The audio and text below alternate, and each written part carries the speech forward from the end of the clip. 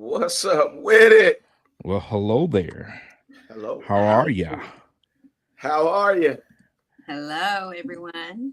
Hey, Yeah. what's going on? We got new faces in the place. Yeah. Yeah. Well, New one folks, new give a face. round of applause. One new One new face. face. Just One new face. one new Got a face. round One new of face. applause. Okay. One new face.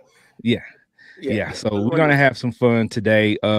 As y'all can see, we got a special guest, Yes. and she's coming with a wealth of information. That's why the title of this episode 186 is "Health is Wealth," because she's gonna be talking about some health stuff, but it's gonna make you wealthy, health wise, right? Because you can have all the money in the world, but if you're sick, it don't matter. Don't matter. It don't matter. Now, Ken got a favorite saying where he says that we put the medicine in the candy. Mm-hmm. So Yep. today we got some actual medicine Yeah. for the candy today. So I mean, hey, here we go. Yeah, somebody who actually knows what they're talking about. We talk, but we just talk because we heard or we read somewhere. But no, she actually knows. So if you have questions, jump in the chat, put your comment in there. If you got a good question, it might get selected, and we can make sure that we get it answered today, because we want you to be knowledgeable at the end of this episode, for sure. Facts. And she went to school for this, y'all. She ain't just somebody, you know what I'm saying, we found off the streets. You know what I'm saying? Picked up somebody, you know what I'm saying, with a pretty face and said, "Hey, can you tell us about this?" No, she actually one went thing to school is that I never got my certificate from Amazon, if that's what we're talking about. No Amazon. She went to school for this, and we'll dive into how long it took her and when she started and all of that. But yeah, look at her name. Look at them words behind her name, man. She rocking. She rocking. Yep. So y'all know how we do. Before we get started, we got to check on our people to make sure everybody's good. Before we get rolling. So our guest, Anna, tell us how you doing mentally, physically, more feeling today. I'm doing well. I'm super excited. I believe that health is definitely wealth. A lot of people think all the way around, if I have the money, who cares about the health? But you have to be well mentally and physically to basically create wealth, right? Right. Facts. Facts. Indeed. Benji Banks, the man and brand. How you feeling today, my guy? I'm good, man. I ain't got no complaints today. That's interesting though. When you go day by day after day and you really don't have any complaints about, anything pressing. We got, American problems, you know what I'm saying?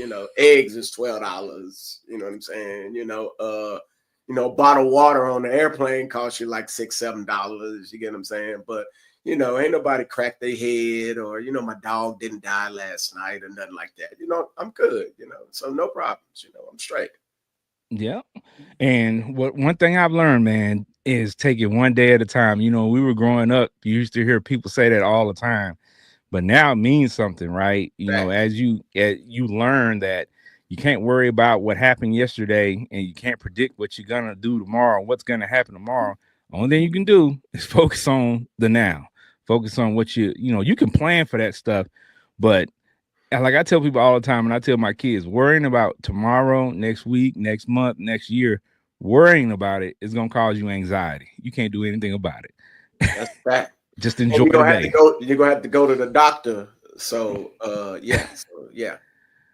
Well, I'm pretty sure she has some solutions that can keep you healthy along the way, because preventative medicine is the best medicine, right? You don't always have to wait till your body breaks down to go see a doctor. You can go see a doctor so they can help you remain healthy on a day-to-day basis. So that's a misnomer with most people, is they don't want to go see a doctor until something's wrong.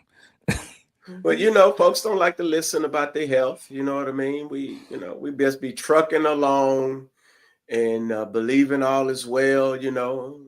But there could be something underlining. The silent killer. What is it? What do you call it? Blood pressure is called the silent killer. Blood pressure, but you know that cancer now is called also the silent killer. Mm, People don't go to the doctors, and boom, all of a sudden they get something, they get sick, and we find cancer. So never know. yeah, Okay. that's a tough one. So we're gonna talk. We're gonna dive into that because I know there's some preventative stuff. Especially for us men. We got to do better. Yeah, definitely. And as we are getting older, we talk about that pretty regularly because people who watch the show, they understand. I'll be 45 in a few days. Right. Benji is, an unknown, unnamed age. I'll let him tell how old he is. He's older than me. I'll tell you that. My brother be 47, but that's later down the year. That's later down. That's in October, the late, so we'll be 47, So I mean, hey, we're fortunate though, Ken. We know Yeah. some kids our age that don't look like, they 47, you know what I'm saying? Look like they about 65, 70 Well, around the neck and the eye area. but the biggest thing is like we were just talking about. Guys our age, especially black guys, you know Right. what I'm saying, are known for just saying, I'm not messing with that doctor, I'm not going to that doctor, I'm not getting, these checkups. And they're necessary, man. You know what I'm saying? Going to get your annual physical, going to get, what I'm saying, your colonoscopies and all that stuff. I know that's not stuff that people want to talk about, but it's very necessary, especially as you get older. Like, you have to do these things. So, again, preventative medicine. Remember that, preventative medicine. You don't always want to go to the doctor because something's wrong. If you got a car, I tell the people this all the time. If you got a car and you only take your car to the dealership when something's wrong, and you don't take it to get the oil changed, and you don't take it to get these preventative things done, eventually that car probably gonna break down prematurely. And it's the same thing with your body. Same way. Facts. Facts. All right. So before we get too far gone, we need to allow Anna to introduce herself, tell you a little bit more about her background, where she's from, how she got started where she is, and tell you a little bit about her business, of course. So Anna, if you could tell the audience a little bit about yourself. So I'm Anna, and I am originally from Dominican Republic. I came here back in 1995 when I was 16 years old, 15, 16 years old. I'm not going to tell my real age, but Never, the woman never tells her real age. All right, right, right. no. So at that time, I come from a large family where most of my family members are doctors and nurses. My mom was a nurse, my dad was a doctor. So it was obvious that based on my dad's genes, I wanted to be a doctor. However, I was very limited with the English. So, when it was time for me to go to college, me trying to be a doctor was just not as easy with the language barrier. So the most easiest thing was for me to be a nurse. Mhm. So I married my husband of 25 years now, and he's a nurse. Go figure. Hmm. So he encouraged me to get into the licensed practical nurse program, which was just 12 months. And that's how I started. And at first I thought, oh, this is just going to be just a stepping stone that I need to go through so I can get into medical school. So once I became a nurse, I started loving it. I started loving the bedside care. And I figured, hey, why not just proceed and become a registered nurse? And then I did that. And after that, I was like, well, now I want to be involved in patient care fully. And I want to teach people how to take care of themselves. I want to be on that other end of where I need to make decisions for them. And that's how I became a nurse practitioner. So I have been a nurse for over 20 years, and I've been a nurse practitioner for 6 years now. I am currently a master's in science of nursing, and I am specialized in adult gerontology, primary care nurse practitioner, which means I take care of everybody that is 13 years of age and above. I don't see babies. I don't see kids. I don't like them. I really, so I have a passion for more of the adult and the older clients that that needs it. I see a big need of people needing to be educated in regards to their health, and based on that, COVID, we went through COVID, and as you know, a lot of my elderly died. A lot of other people that had other health issues died during COVID time. So at that time, I started realizing that those that were strong, had a strong immune system, were actually doing something different than those that were dying all of a sudden, that never had any issues before. And I started researching about it and realized that many of these people were taking a lot of preventive medicine on the side, which is now called functional medicine, where people were basically utilizing IV hydration services to boost their immune system up. Some of them were increasing their testosterone just to make sure that their defenses weren't going down. And this is how I got into this business of wanting to make sure that everybody was aware that things can be prevented way ahead of time. Oh man, that's awesome. I'm sitting here thinking like, gosh, where do we start in terms of our first question? Because there's a lot there. Talk to us about your transition from Dominican Republic to the United States. How did that go? How was that at such a young age? How was that at that moment, if you can relate to that? It was a culture shock for real, because I come from a place where I'm the 14th child, spoiled to death. Oh wow. In my country. Of course, we, wherever one person ate, 13 others were eating at the same time. So I was always being left with a little bit of, pieces of chicken, and most of the time I was eating my rice first, and then my brother would steal my chicken. So I had no chicken.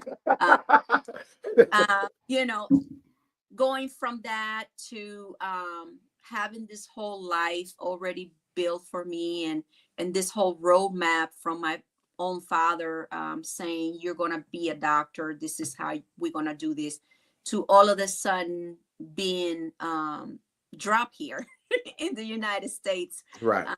My mom married into the military, and going to a place where I had no friends, I had no brothers, I had no sisters, I had no one to talk to. The food was different, the language was different. Now the need for me was to learn English. I didn't have any time to really enjoy myself or go out and meet people. My priority was not to have friends at school. My priority was always, I need to learn English so I can, go to school and be a doctor. So that was a very hard transition there. And, I remember the first thing that I learned to say at school was, I need to go to the bathroom, because right. that was a necessity. But the school I was in, many of the teachers, there was no one that spoke Spanish like me. So they stuck me with the Spanish teacher. And she had a very distinct accent. She learned from the Mexicans. And here I am, a girl that came from a very tiny town in Dominican Republic, never left her town, never heard any other accent. And she would say certain words to me, and it would be offensive to me. And I'm like, what are you trying to say? So it was a very hard road for me. But then we got stationed in Fort Meade, Maryland. And that's when I finally, was able to learn English. And then, of course, I married my husband, who is American, and he always corrected me on a lot of sentences and a lot of words. And that really, really helped me. But it was a hard transition. Well, that's interesting, because it's funny, because when I came from Texas to California, my accent was strong, and I used to get messed with all the time. Like, boy, it ain't it's ear. So I can only imagine what you were dealing with, because I still remember that to this day. I had the strongest country accent. So, but obviously you navigated through all of that, and I'm sure a large portion of that is due to the people that were surrounding you. Yes. So, and that's one thing that I always say, like my mother is been here longer than me, and she still can speak English, Mhm. the fully. So for me, what really made me really good at English was marrying someone that didn't speak Spanish. And then him being military too, we were always in areas where Hispanic people were not predominantly in that area. So I was always learning more and more English and was submerged into that culture and everything. So, but for my mom, she's surrounded by people that speaks nothing but Spanish, and so that can hinder someone from really learning it. Hmm. I think that's an interesting thing that you point out too, because I think a lot of people who don't know Spanish, they just think it's just one Spanish, and they don't understand that there are a few different ways that you can say things, and it just depends on where you originated from. So not everybody speaks the same way. Right. No, I mean, I went to Colombia and to the country to visit. And yes, we understand Spanish, we understand each other, but there's a lot of words, a lot of things that you still have to be careful. And it's like, okay, what are you trying to say? Like they say tennis shoes very different than the way we say tennis shoes. So Mhm. the way they say it is actually for us like sandals. Okay, Mm. so we say sandals, and for them, sandals is tennis shoes. So it's just a lot of little words that is not the same, and sometimes even the accent too can make you say, "Can you say that again?" You know. So So with Trust that, me, we understand that, because right. I'm not in California. I'm in Dallas, Texas. So I know when I go other places, like in the past maybe year or so, I've been to New York, I've been to Boston. So when I go to these places, they say you're from Texas, aren't you? Right away, I'm like, yep. Right. They notice the accent. That is for Yep. sure. They know you're Right. not a native out here. Exactly. yeah. So when you got into the military aspect of it, how did that, the military part, how did that help you in your journey, of course, getting to being a doctor? How did the military aspect help you out? So my husband was active duty military for 25 years almost. And, you know, in the military, being a military spouse is really a very diverse place to be, because you have people from all over the country. You have a lot of people that are, speak different languages and stuff. And that basically helped me a lot, because I had people that spoke Spanish, but had, English speaking husbands. Right.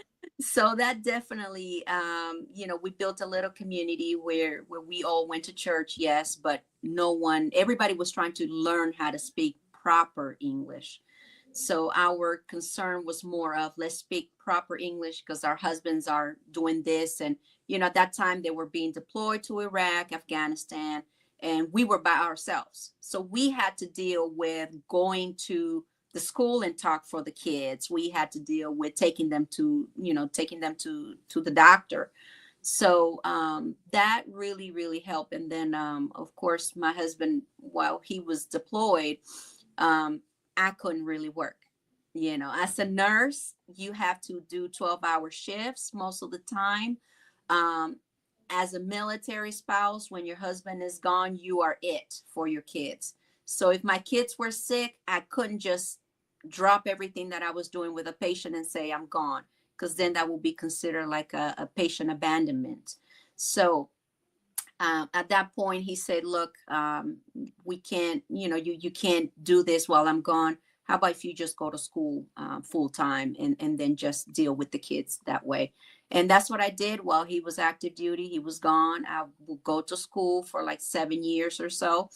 Went to school and became a nurse practitioner. So Gosh, 7 years. So she put in the time and she put it in. And so that's kind of the spot where we get to now, where you did your schooling. Now, 7 years is a long time.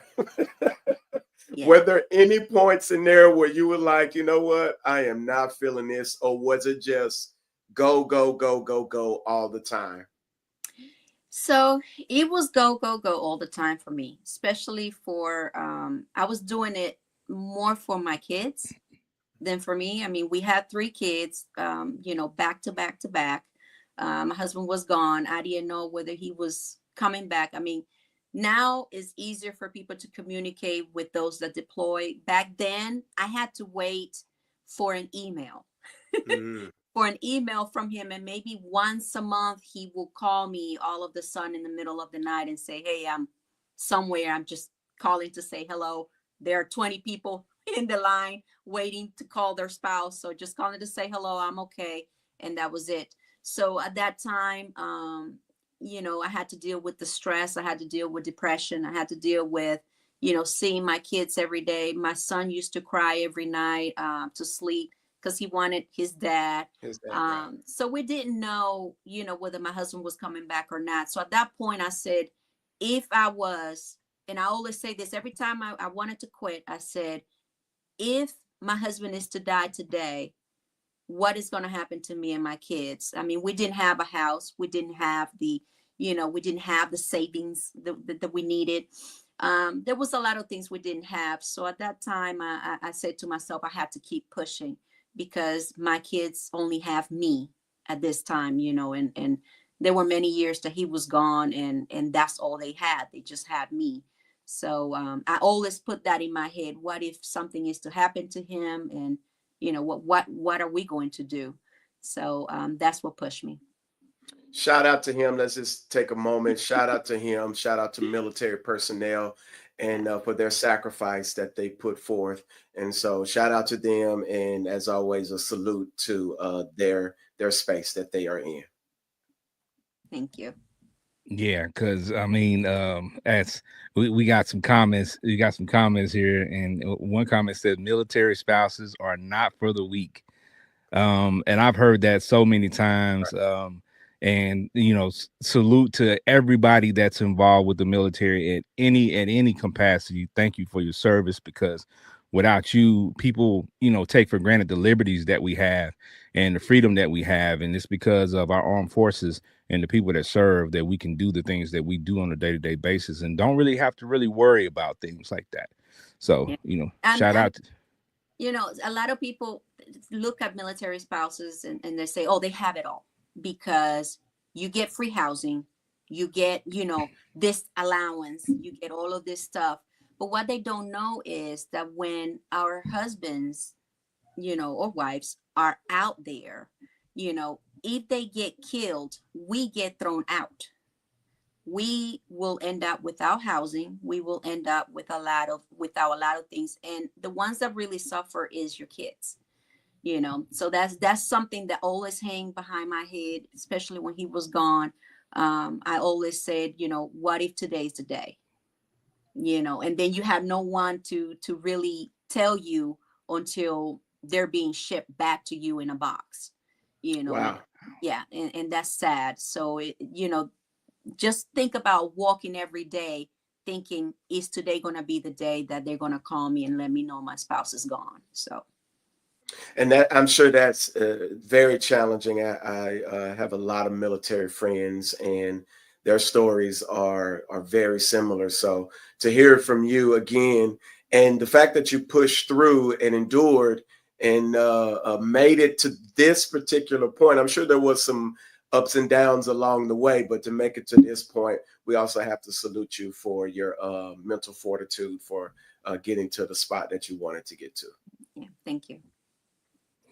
Yeah, so I mean, I think the next question that I had in mind, you went to school, you did those things, and then you started working. But the transition from you working as a nurse and then going into your business, like how did you even think about or first formulate the thought of, opening your own business and then the type of business that you opened? I think that the people you surround yourself is important. So I had this nurse, wonderful nurse. I want to say, she actually gives me a little emotional and stuff. You know, some people believe so much in you that sometimes you don't believe in yourself. And this nurse was the nurse that really say, hey, I think you should do this. I think you need to open up because you love to help people. You love to talk. You love to educate. And I think that you should really, really open up your own business. Of course, the idea was very fun at first, right? Right, and right. then, it came with all of this. Well, how do I do this? And so she helped me a lot. Her name is Misha. She is awesome. She's not my nurse anymore, but she will always be my nurse. So I think that it takes one person to point out your strength, even though you don't believe in yourself. Because I didn't believe I could do it. At the beginning, I was like, me? Really? Like, I'm not a business person. And, when we go through nursing school, they never, ever, ever teach us business side. Never. That's they only teach you to take care of people. So that's what you're supposed to do. So the other side of business, that's never taught in any nursing school, which is sad. So when I wanted to go into business, I had to do a lot of research. I had to really dig down, dig down to see what it is that I wanted to do. I knew I wanted to help people, but I just didn't know in what way. Okay. Now we have now our nurse of the show is officially on today. So shout out to Patricia for being Okay. with us. I'm Thank, here. Sorry I'm late, but hi, and nice to meet you officially on the live. thank you. Nice meeting you. How you guys doing? Everybody good? Yeah, Yes, we indeed. solid. We in there. We in there. All right. All right. Go Go ahead, ahead, King. Ben. No, go ahead, Benji. And so now you're at this space where you are officially a nurse, you're officially handling your business.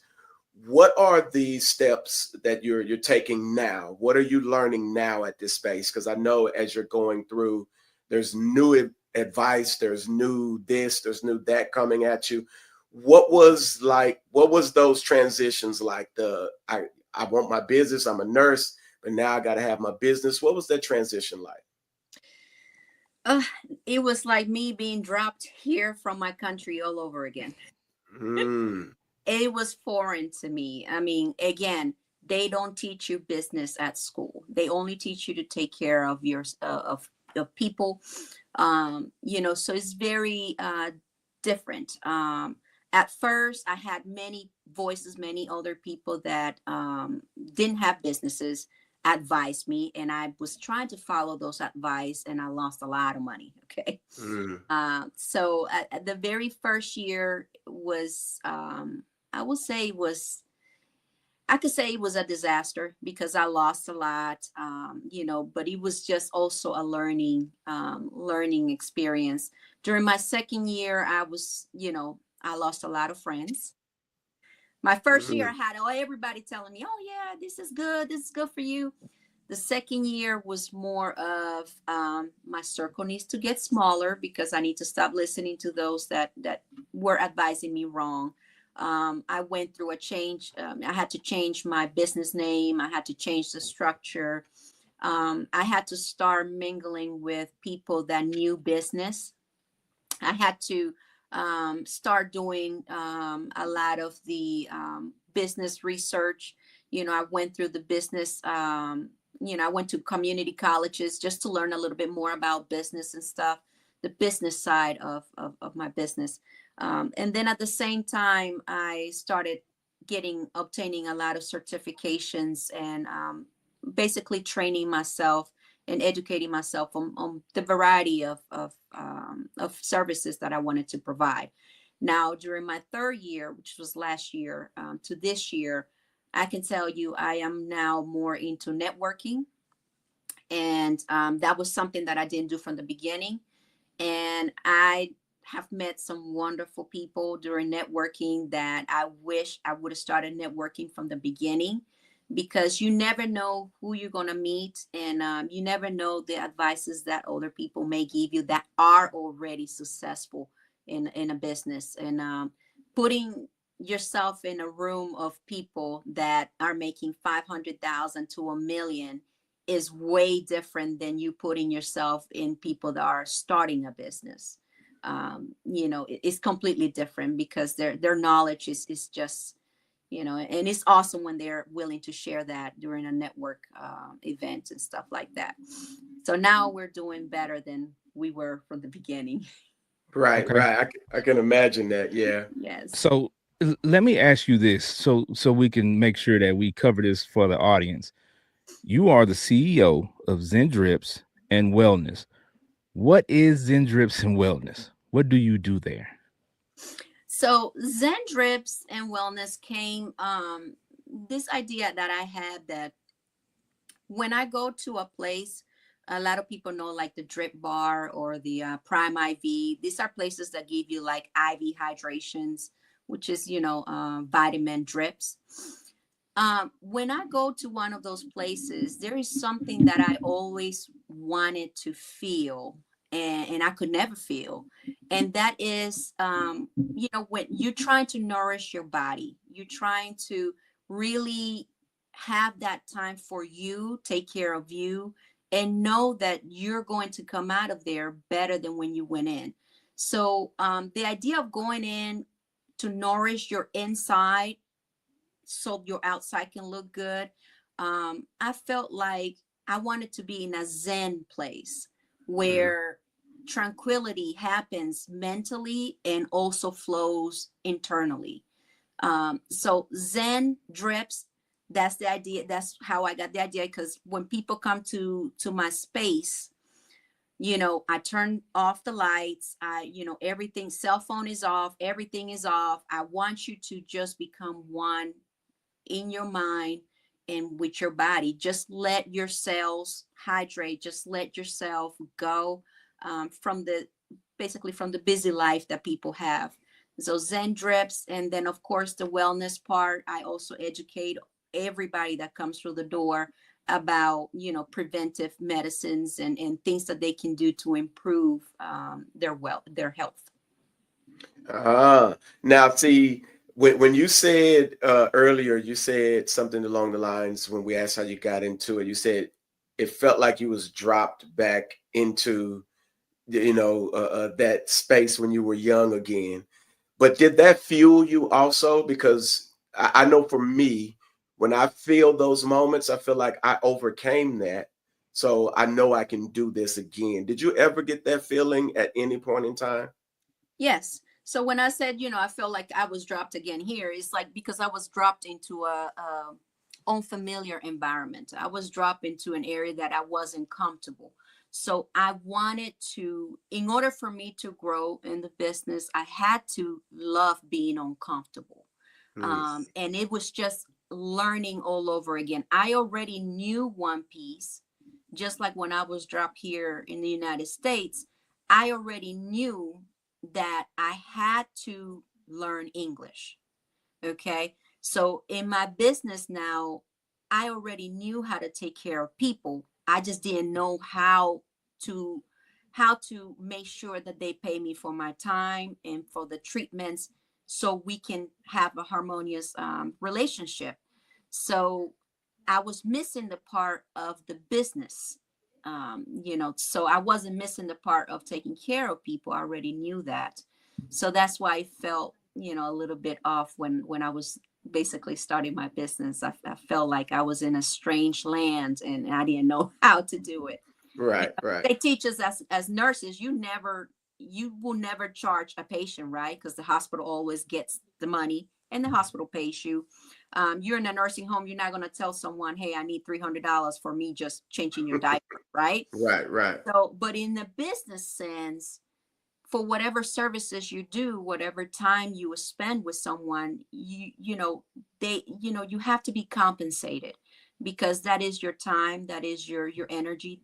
They're looking for you because you're certified, you went through the training, and you can guide them. So it's kind of difficult asking people for money for something Right. for free all the time, right?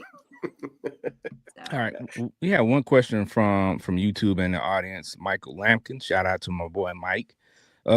He said, does it help lose? Does it help you with weight loss, like the ZenDrips? yes. So ZenDrips and Wellness is not only a drips um, business. So ZenDrips is just one part of my business. Um, the model of my business is to make people well. I want them to be healthy. I don't want to manage diseases. I hated it. I worked in GI, I worked in cardiology, and all we did was manage diseases instead of preventing. So when I said about managing, people already come with hypertension, they already come with gastritis, they already come with all of these issues that could have been prevented by either losing weight, hydrating themselves better, improve, optimizing their hormones. It's a lot of things that we do not do to take care of ourselves that can prevent us from getting to the point of now I have to manage medicines and stuff. So the wellness part of my business deals with weight loss. Yes, there are drips that we have drips called IV lean, which definitely gives you a concussion in there to help you burn fat. That does not mean you will lose weight with it. It just means that if you are already on a journey of losing weight, that this can support your metabolism by helping you burn more calories. So I do the medical weight loss. I do the semaglutide, the tirzepatide, Wegovy, Ozempic, those things, which just a lot of miscommunication about those two. But I think that weight loss is the key to turn your health into basically wealth. And a lot of people don't understand that. Weight, if you're obese, if you're overweight, which the majority of Americans are, that can lead to high cholesterol, which can then lead to your arteries in your heart getting hardening, and then you getting coronary artery disease. That can also lead to you having worsening acid reflux, which can then lead to ulcers like gastric ulcers, which can then lead to ulcerative colitis, Crohn's disease. It's a lot of things associated with obesity. So if you don't lose weight and you don't change your way of eating, then all of these other situations are gonna basically hinder you in the future. Ooh, get that weight up off you. Okay, so before we move on from that, you mentioned something that we got to talk about because this is the hot topic. You talked about the Ozempic, the Exactly. semaglutide, Right, those right. things. I knew you Like, was coming. yeah, can you talk about that because that is the big Talk topic about the all over the place. misconceptions Yes. and all Right. of the things that people have come to believe in regard to Ozempic and those medications. So I'm a TikToker. Okay. I love TikTok. Okay. However, I can sit here and tell you that every time I flip, especially between 9 and 11 o'clock at night, okay, I see all of these people promoting, semaglutide, Ozempic, whatever. And they have millions of followers, whatever, and they're trying to sell something, which kudos to them. However, people are not really educated about the differences of these medicines. Okay. A lot of people say, oh, that Ozempic is what I'm on for weight loss, but you're not diabetic. So let's bring this up. Ozempic and Mounjaro are only for type 2 diabetics. Okay. Zepbound, which is the newest version of Mounjaro, and Wegovy is only for weight loss.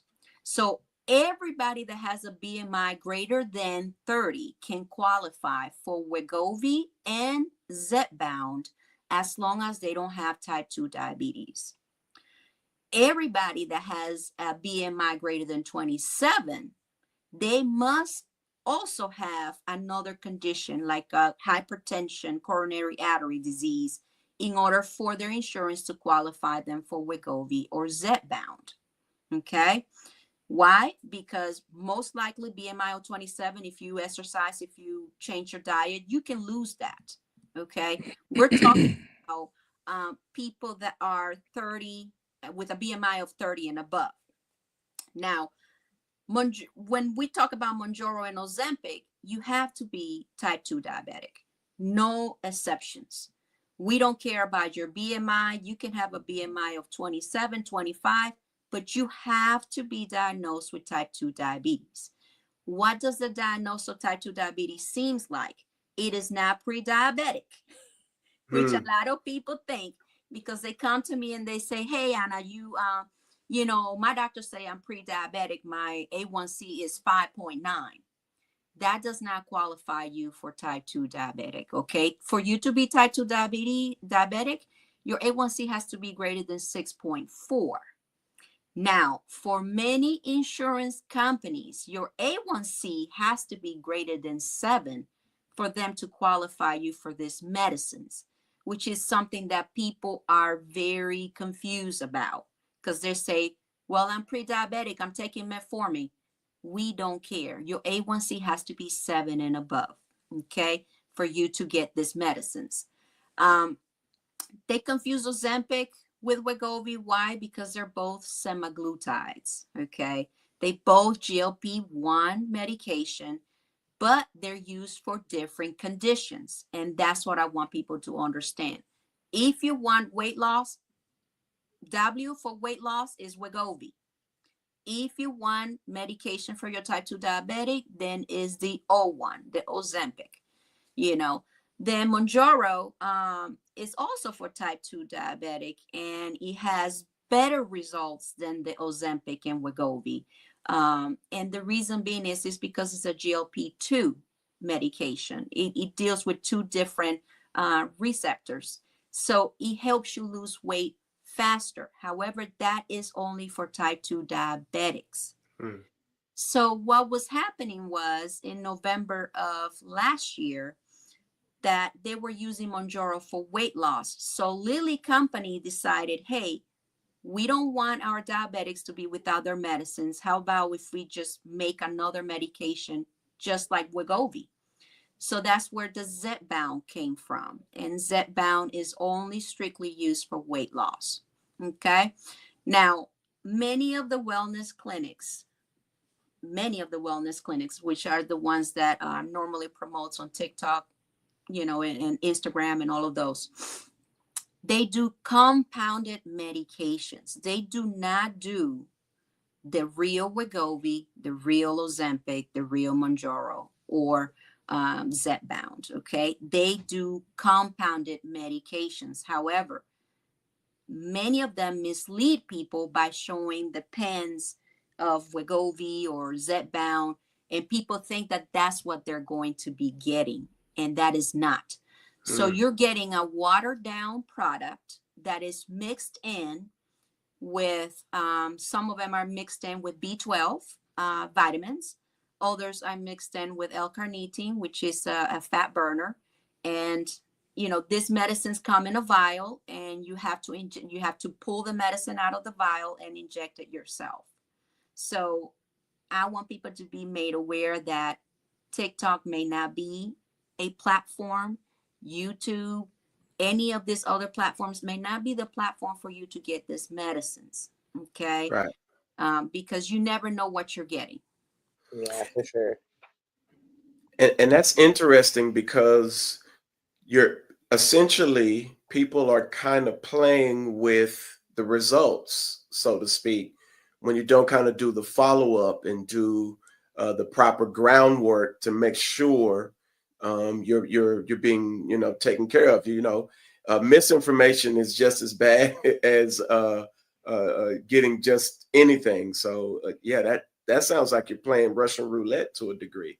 Well, I mean, if you notice, like, for example, like all of us try to be lazy and not go to Food Lion, let's say, or not go to a grocery store, right?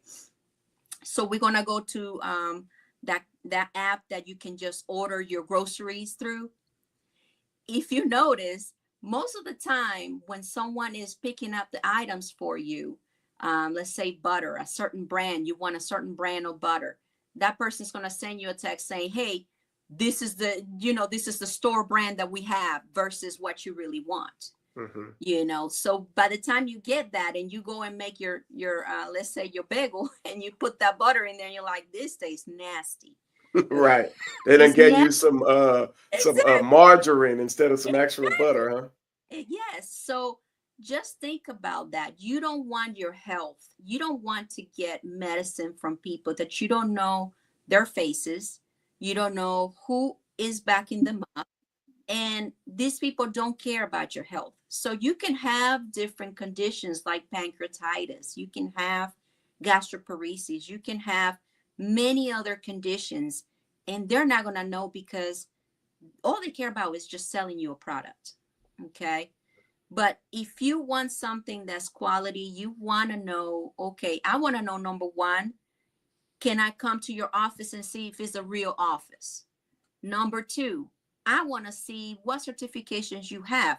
Are you certified to do this? And number three, where are you getting your medicines from?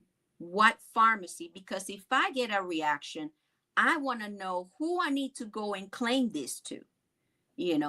Many people come to me and they don't even know where the vial came from. It's just a simple vial with a little sticker that is placed in there, and it tells you it's semaglutide. I don't know that.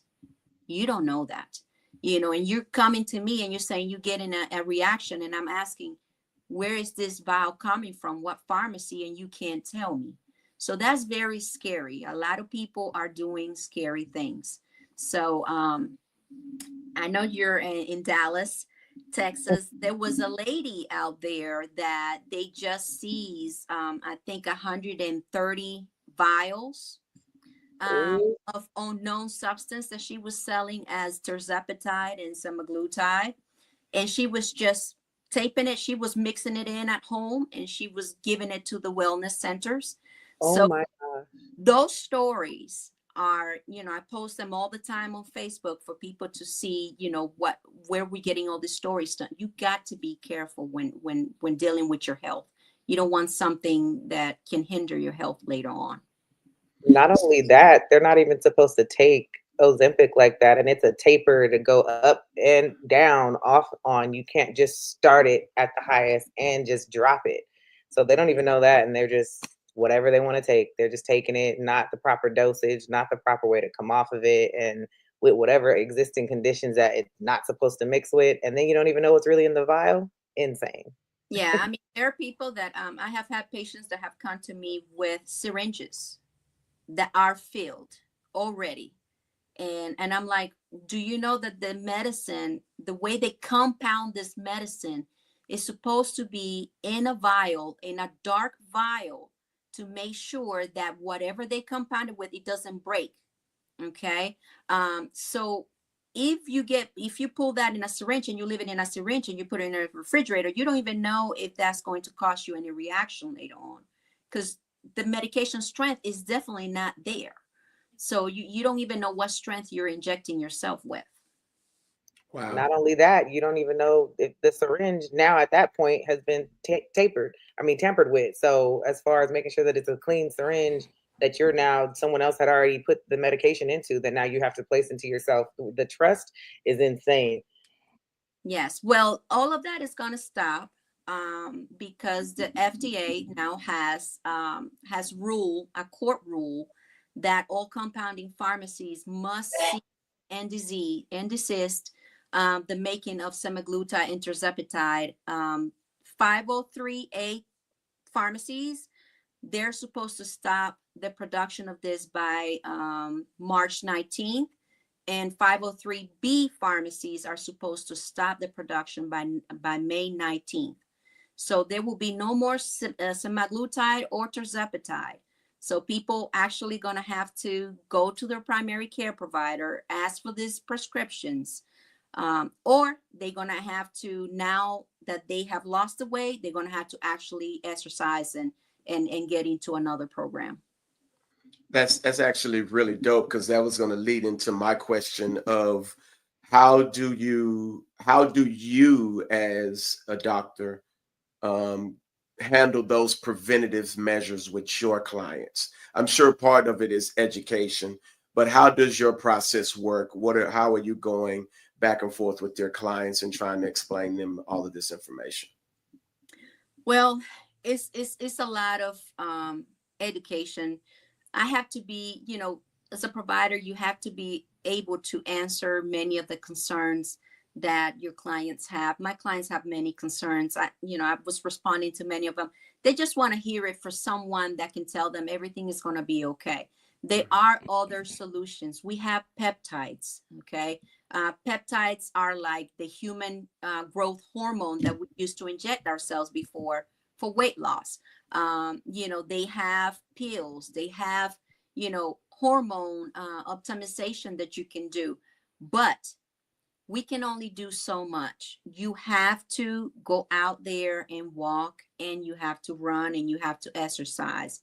I'm not telling my clients that they have to go and sign up for a gym.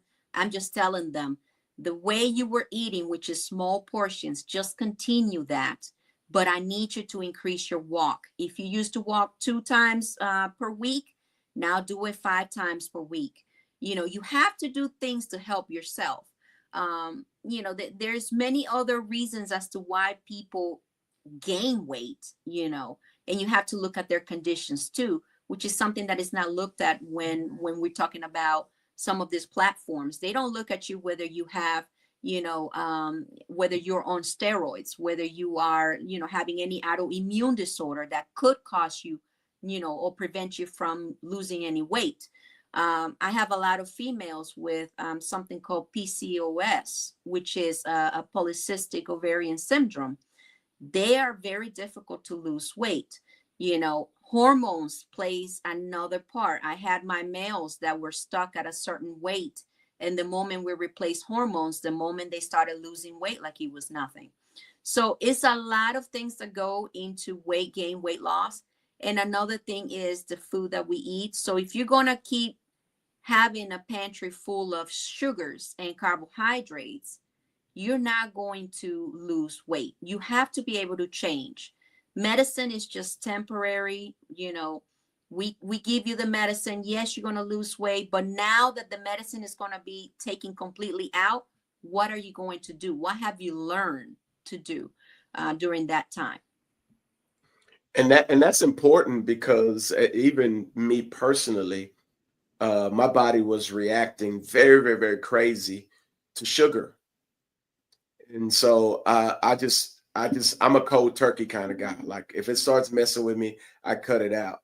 And so I noticed after the months and months of not putting so much sugar in my body from sodas.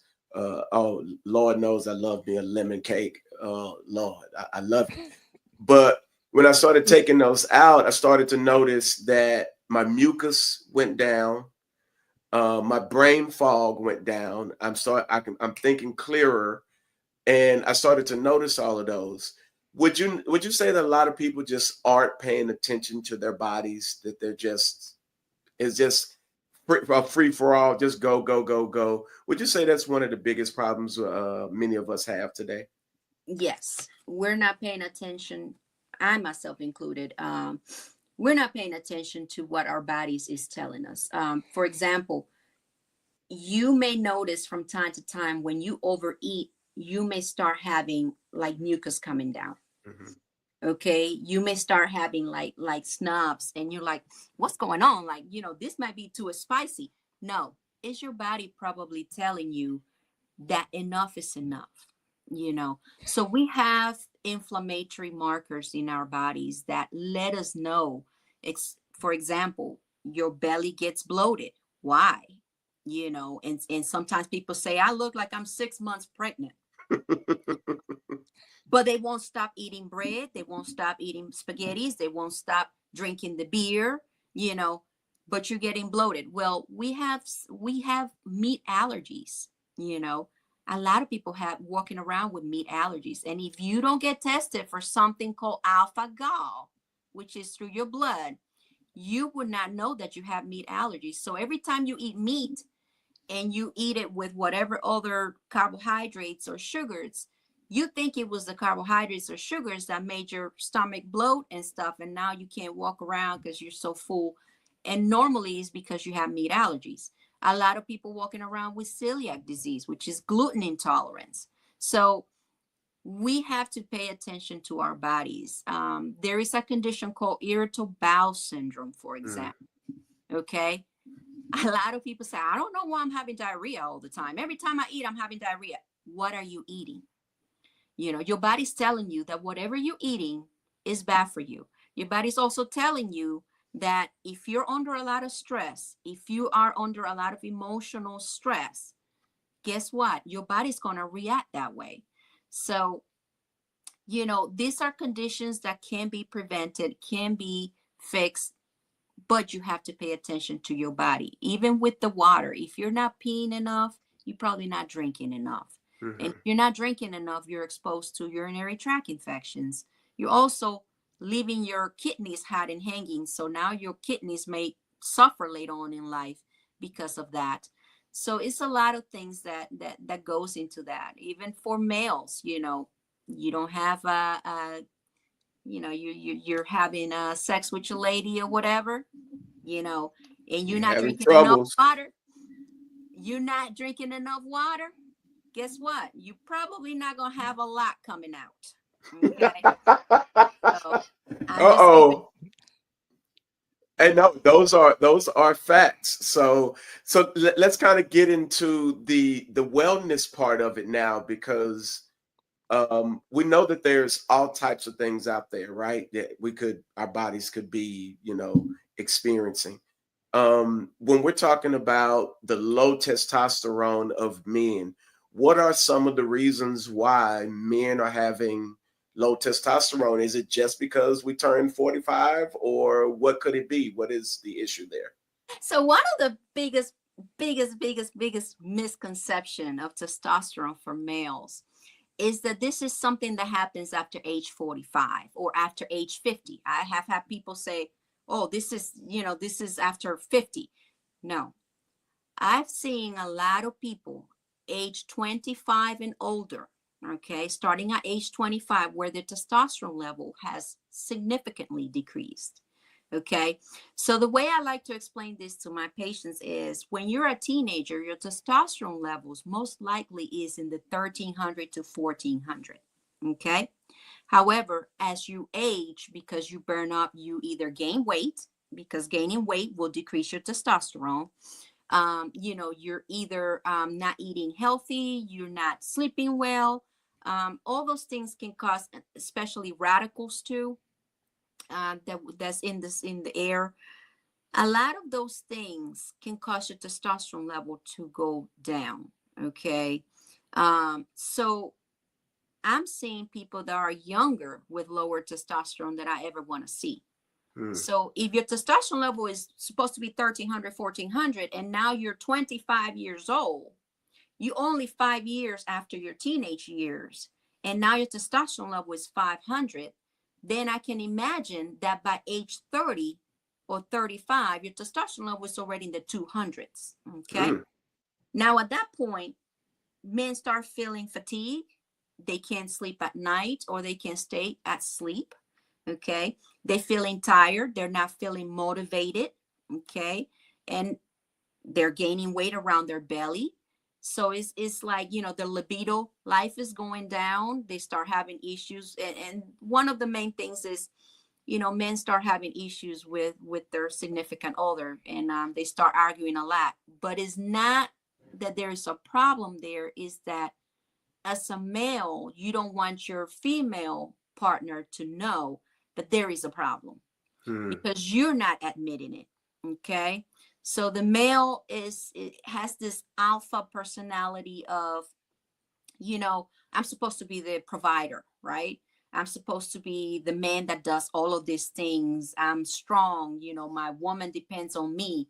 But when it comes to having low libido, the men start having the excuse of, I'm tired, I'm working too hard, I'm under a lot of stress, I'm not sleeping well, or whatever it is, whatever the case may be. And they brush that off. And then by the time they get to their 40s, they are either divorced, they're having issues, they're on the brink of not having a relationship because they don't want it. They only want it when they want it once a month, once or twice a month. While their female partner is like, I want this every week. Every week, right? Every night. Or every night, right? But then the man gets this, well, I'm under a lot of stress. Okay. And they never go and tell the provider, hey, can you test my testosterone?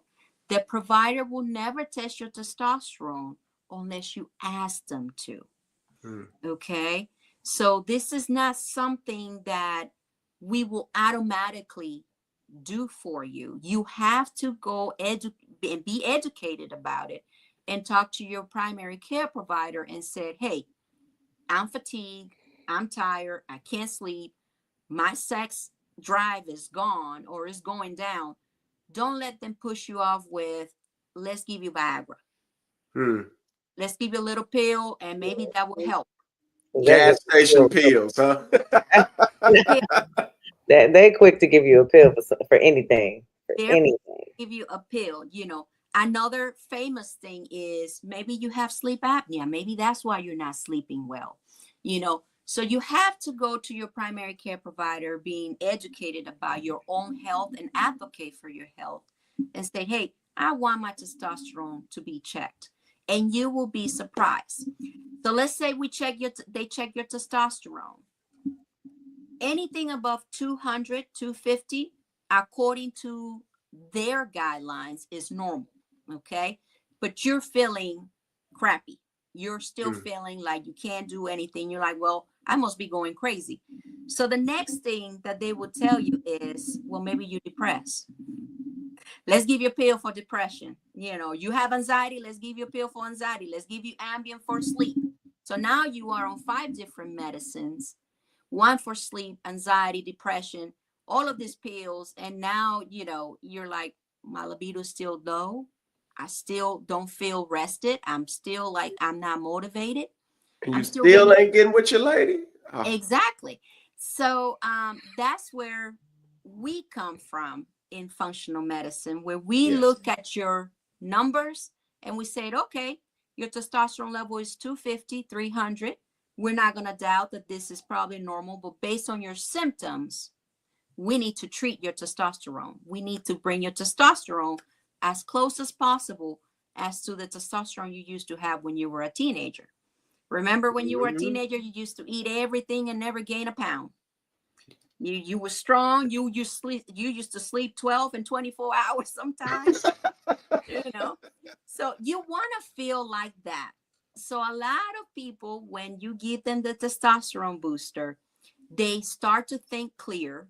Now their mental fog is gone. Okay. They start to sleep like a baby again. They feel motivated. They start losing weight without them doing anything. So that is something that really inspires me to just really educate my males that you need to tell your primary care provider that these are things that are happening and that you need those testosterone to be checked. Now the IV drip helps with this, correct? Yes. So what the IV drips is, a lot of people are not educated about what IV drips are. They think it's just a bag full of vitamins, and you do. I've heard this saying of, oh, I'm just going to have expensive pee, right? Well, I mean, that's what people call it. You're just going to have expensive pee.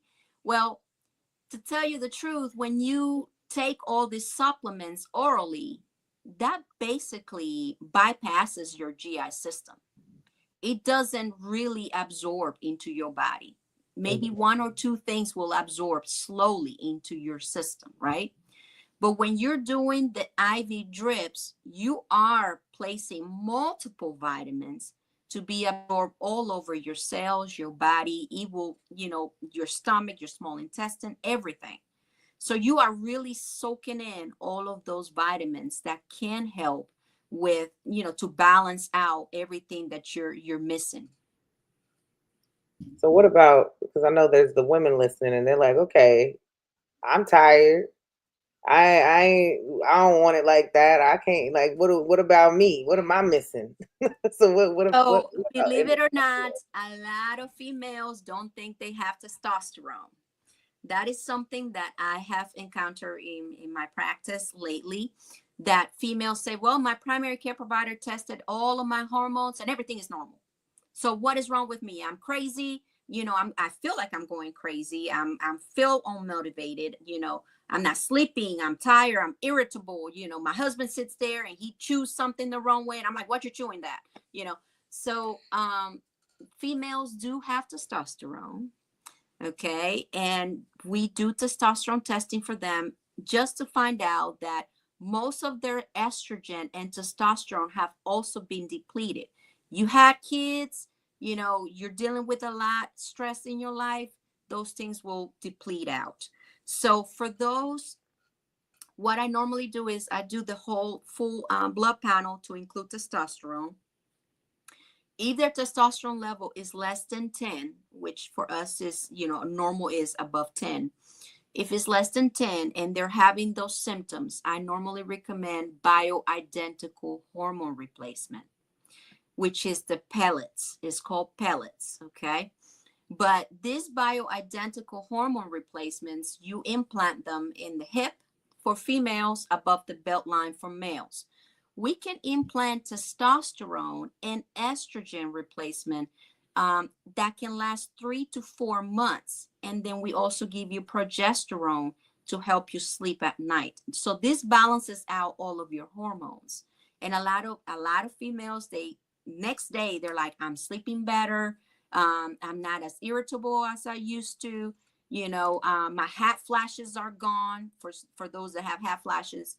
So that's another misconception about females, thinking that low testosterone is only for those that are in menopausal stage. Menopause starts 10 to 15 years prior to starting. So if you're considering that your menopause is going to start at age 50, most likely you will start premenopausal symptoms at age 30, 34. Okay. So a lot of females start feeling down and start gaining weight around age 34 or so. See? Yeah, that's definitely interesting, and I'm glad Trish Michelle asked that question because I know the ladies were definitely waiting to get that information because as we mentioned earlier, we're getting older and things are changing in our bodies, and there are a lot of questions that we want to ask, and that's why there's so much misinformation in my opinion, because we want to ask these questions, but a lot of people are afraid to or embarrassed to ask the questions. And what people have to understand is when you go see your provider, your doctor, your nurse, or whoever you go to see, you have to be transparent with these people so they can fix the problem, right? You're not telling Joe Blow from up the street or, just some random chick. Like, you're talking to professionals that can actually help you. But in order for them to give you what you need, you have to be transparent and tell them the truth. And that's one problem that we all encounter. Like, I have patients that I have asked, what is your medical history? And they say, I have none. But then they start, you start asking them, well, why are you taking this pill for? Yeah. And many people don't know. And then they're saying, well, my provider put me on this for, like, blood pressure. Okay, so you do have blood pressure issues. So it's a lot of things that I like to tell people. Just be transparent with your provider. And when you come to a wellness center, tell also your primary care provider, hey, I'm also being treated in the outside for these conditions, so they know the plan, because we all working together to help people. And if you don't tell me that you just went and got a B12 shot, let's say at another wellness place, and you come to me and you another B12 shot and you get a reaction, I'm not going to know. And then you're going to accuse me because I gave you a shot, not telling me that you already had it.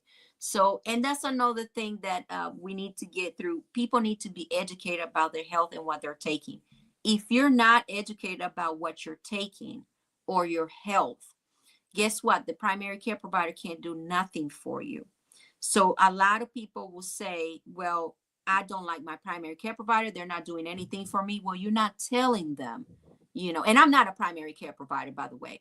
But you're not telling them what really is going on, what you're doing. You could be doing something out of the street that, a neighbor told you to buy it online because this supplement is the best. And then, you come to me and you're like, I don't know why I'm having mental fog, and it could be something like that, something as simple as that, but you don't think it's important to say.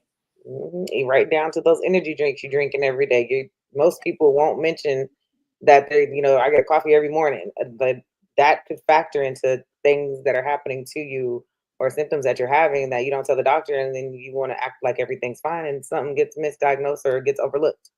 So yes, definitely. And I want to say something else too. Folks, stop listening to your friends about what they're taking and what they're doing, because everybody's body is different. Right. Everybody's body chemistry is different. And everything that worked for somebody else is not guaranteed to work for you. Again, that's why it's important for you to go to the professionals to get professional help. Because your homegirl telling you she been taking this medicine and it worked for her, and sadly, there are people out there who found that out the hard way, and some of them have passed away because they took something that somebody else told them to work for them, and it might have been too much for their system. Or it's a lot of stuff out here that you're allergic to that you don't know you're allergic to because you never took it before.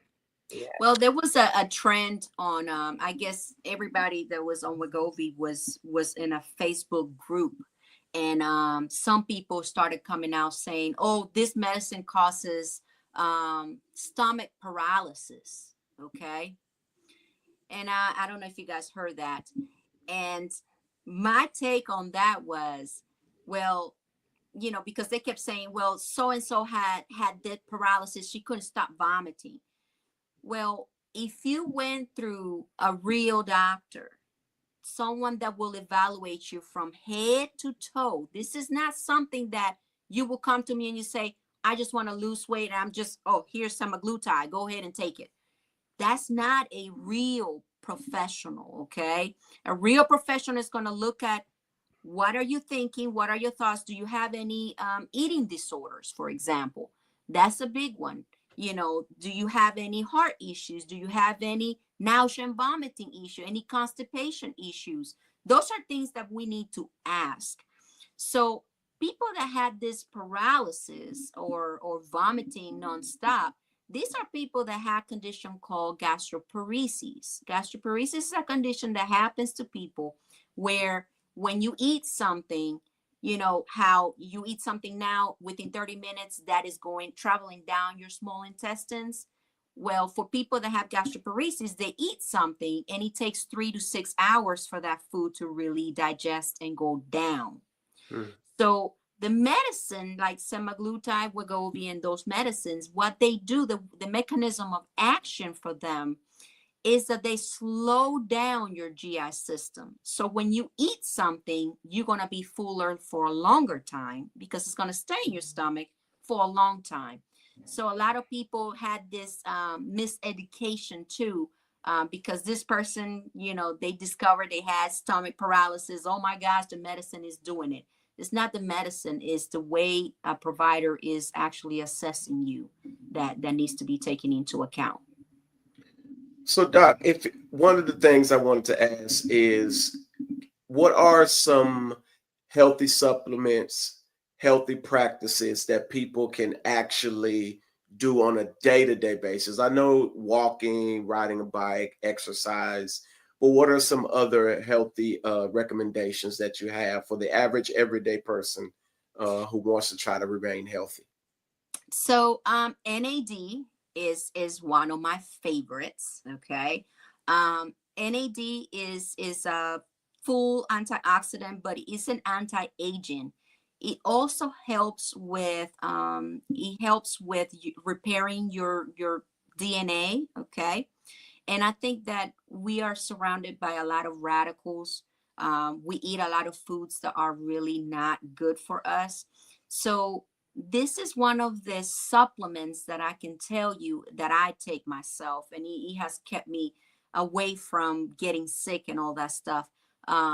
That it really, really helps. I mean, you And can it's take, called NAD, correct? yes, NAD plus, and people get it in IVs, and they get it via shots. They can take shots 2 and 3 times per week.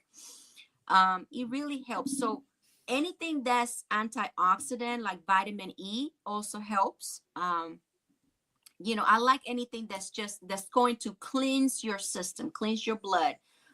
People that have fatty liver, we normally recommend for them to start taking vitamin E many times, because there's been some research about vitamin E saying that it can help decrease fatty liver, when taken daily. So those are two of the supplements that I can tell you that I really enjoy. I like that. I like Okay. that. I'm Yeah, looking that up right definitely. now. Yeah, NAD. I already did. I'm already ahead of you, brother. Yes. Yeah. Definitely. And we because we definitely appreciate this information, because there, like I said, there's so many things that we do on a day-to-day basis that are detrimental to our bodies. Right. And a lot of times we don't even realize it, because of course we're creatures of habit.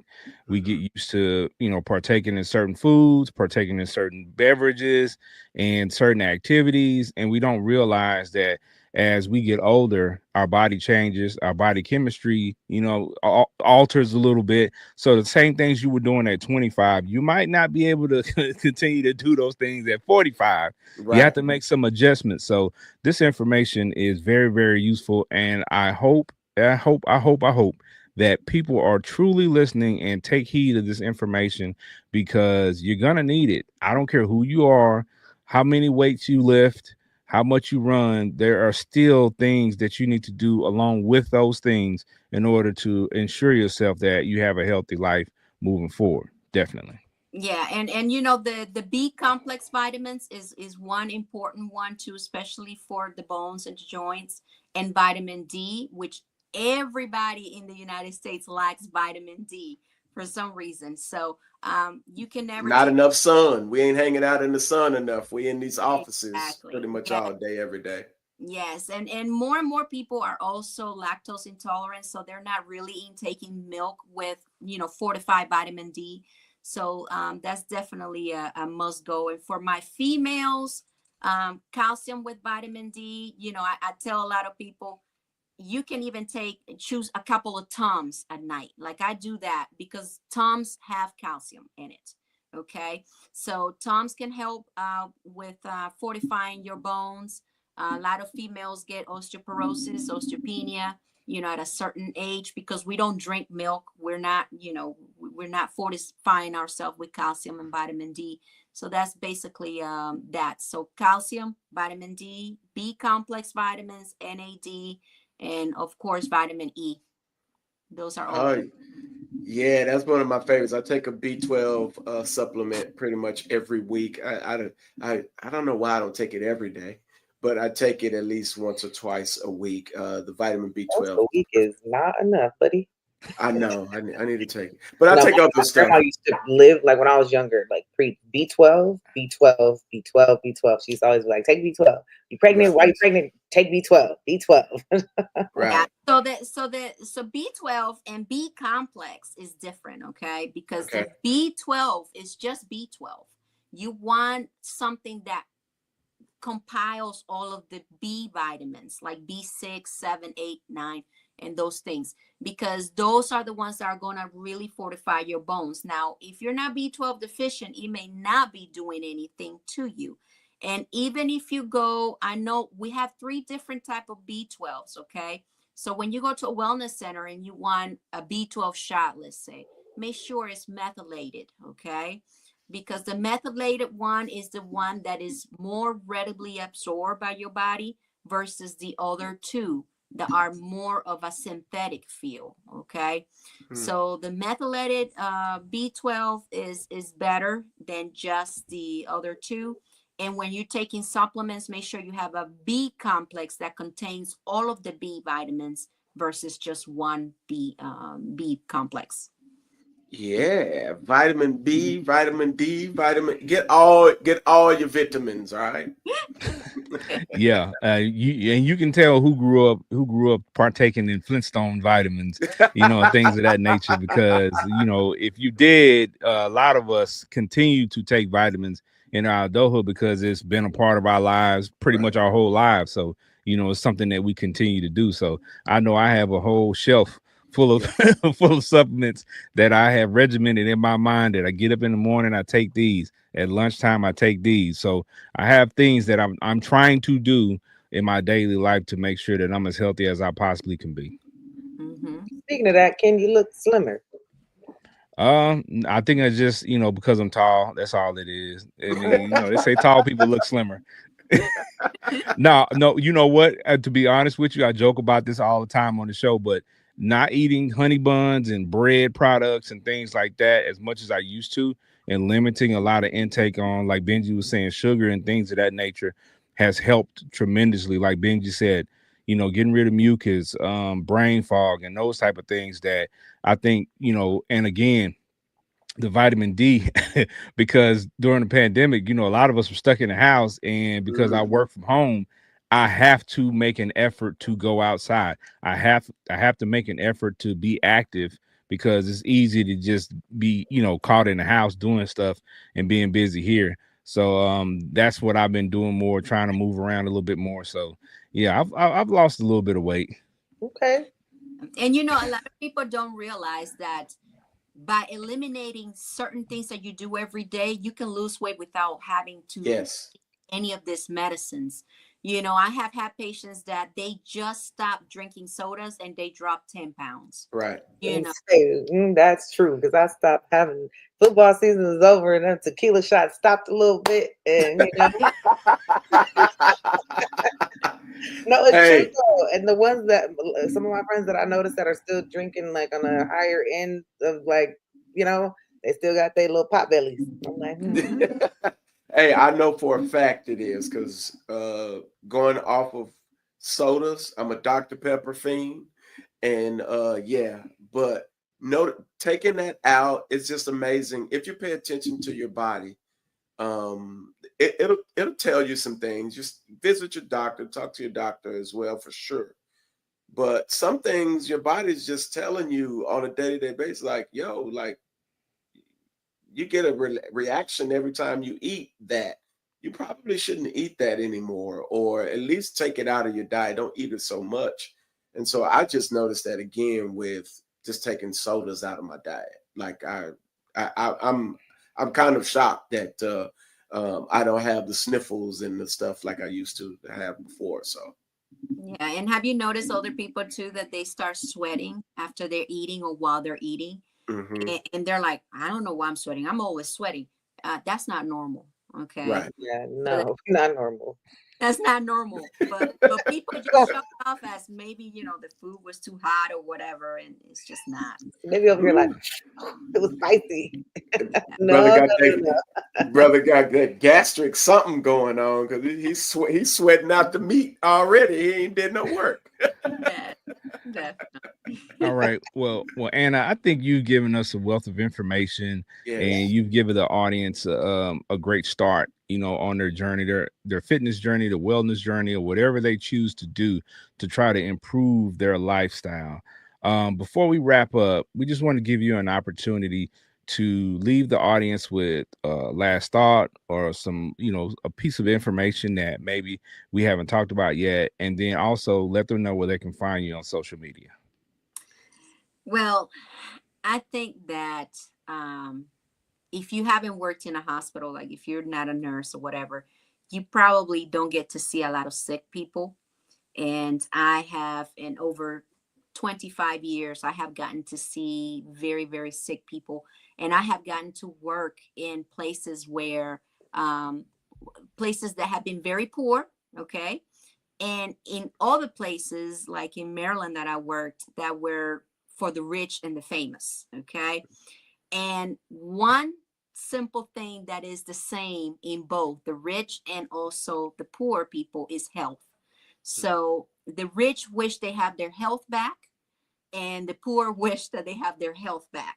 So if we don't take care of us, if we don't take care of our health, you know, everything that you do, your hair, your nails, whatever, that's not going to matter when you are in a hospital bed and you're dying. You know, I've seen people take their last breath, and I've seen people wish they're in the last minutes of death, and the first wish they have is, you know, I wish I can eat my favorite meal at this time, or I wish I had more time to do the things, you know, the right things. I know that there was it's a person that's dear to me who died, and he used to say that he was going to start eating his vegetables because they gave him a diagnosis of cancer. He just started saying, I'm just going to eat more vegetables from now on. And he wasn't a vegetable eater, you know. So that is not the moment that we want to start thinking about our health. We want to start thinking about our health from now and making that change. It doesn't matter who you are. It could be the richest to the poorest. We all want health. And if you don't have it, you don't have anything. So that's basically my live too. So I'm in North Carolina, and I you know, my social media, I am on my drips. It's ZenDripsIV.com. That is my website where you can check out all of the services that I provide. I'm also on Facebook / ZenDrips Wellness. So you can get more information, even if you don't have to get my, you know, my services. I always love to educate. I always like to inform people what is going on with their health, and inform them that, you know, you have to be able to be an advocate for your own health. Right. Okay. Thank you again. You know, like I said, Amazing.